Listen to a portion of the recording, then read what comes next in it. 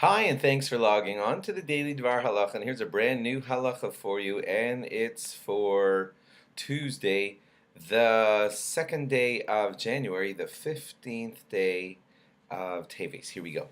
Today's halacha is we're giving more halachas about traveling and all halachas that involve travel and davening and all kinds of things like that. So the last thing we had told you was that if you're on an airplane, you do have to make yourself become not disheveled. If you are all discombobulated while sleeping on the airplane, fix your clothing, tuck in your shirt, and all kinds of things like that before davening.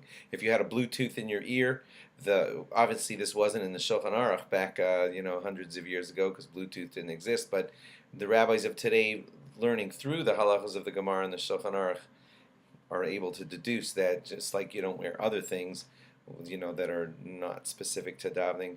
Also, you shouldn't be wearing a Bluetooth on your ear. It's certainly not respectful in front of the king of all kings. No Mechitza is needed when davening on an airplane, and that's because we only insist on Mechitza when you are establishing a permanent place for tefillah, for davening, and we say that you put a Mechitza in that permanent place. But if you're on an airplane, just try to be avoiding any immodest situations and just daven. You know that you put your head down on your arm for tachnun. According to most poskim, you do that only when a Sefer Torah is there available in front of you in the shul. It's not usually available on an airplane, so you could say tachnun, but you don't put your head down on your arm. There are Hasidim who have a custom to not say tachnun at all while traveling, just for your information.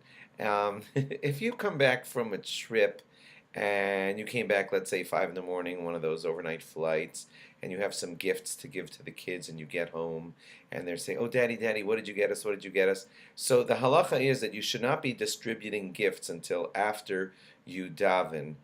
This is not appropriate to be, greeting everybody else and put God second or third or 10th on your list. So try to, if possible, to do the gift distributing after you have davened to the creator of the universe. If you're on an airplane and you want to wash your hands, and it's best to have a good hard cup or a permanent cup, but you can't get your hands on one of those, then you could use b'diavad after the fact. And you can't get anything else, you could use a paper cup if you have to.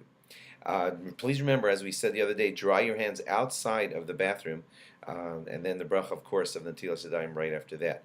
Do not dry your hands on your clothing. According to mystical quotes of Chazal, that can cause forgetfulness. So don't dry your hands on your clothing. Certainly don't dry your hands on somebody else's clothing. There are Gemaras that discuss how that's considered just a horrible habit.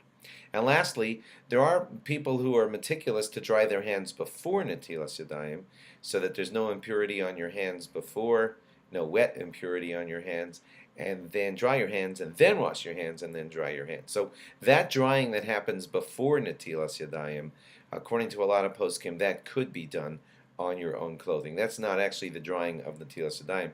That's a little prep before Netilas Yadayim, so it would be okay to do that quick dry on your own clothing. Thanks for logging on. Log on again tomorrow for more. Bye-bye.